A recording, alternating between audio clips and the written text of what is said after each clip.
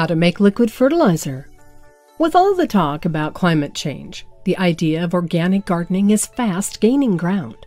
Coupled with increasing prices of chemical-dependent farm produce and the attendant health risks they present, growing your own garden edibles makes a lot of health and financial sense.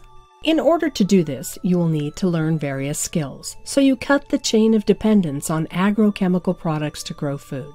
Learning how to make liquid fertilizer is a great first step in reducing your outside dependence for food and making a better impact on the environment. It's also surprisingly easy to do. Here's how. 1. Collect ingredients. In some parts of the world, liquid fertilizer is called fruit plant juice, or tea, as in comfrey tea, if your ingredients are primarily made of comfrey leaves. You are essentially making liquid food for plants, so you can use familiar kitchen ingredients like crude or brown sugar or molasses, chlorine-free water, and legumes, which are rich in nitrogen. If you don't have legumes on hand, parts of fast-growing nitrogen-rich plants will do. This is because nitrogen is the prime nutrient and the most important ingredient in all balanced plant foods. Nitrogen performs a crucial function during early growth and leaf production to help plants grow deep, green, luxuriant foliage. 2. Assemble equipment. You need to have a large plastic container with a capacity of 1 gallon. For example, a bucket, a piece of cloth, a rubber band, plastic bottles with caps, 1-liter bottles or soda bottles, a strainer, a funnel, and a measuring cup. 3. To combine all raw materials with a 1:1:1 ratio. If you have 1 kilogram of plant material, you'll need to put in 1 kilogram of brown sugar and 1 gallon of water. This can be reduced or increased depending on how much you need, as long as you keep the ratio. Put all raw materials in the large plastic container and mix them together until the sugar dissolves in the water. 4. Cover the container with a piece of cloth and secure with a rubber band. It is important to keep the container in an undisturbed and shaded location. 5. Allow the container to stand undisturbed for 1 week.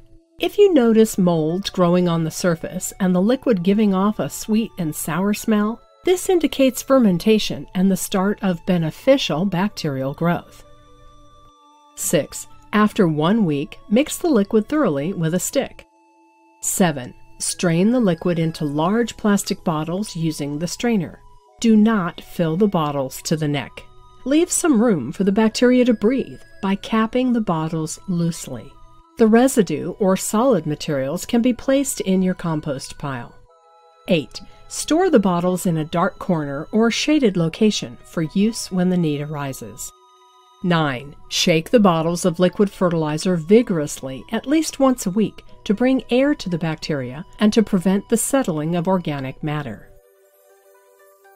The process of how to make liquid fertilizer can be easily learned by a first-time gardener, as it does not require specialized contraptions, complicated processes, or extensive background knowledge in agriculture or permaculture.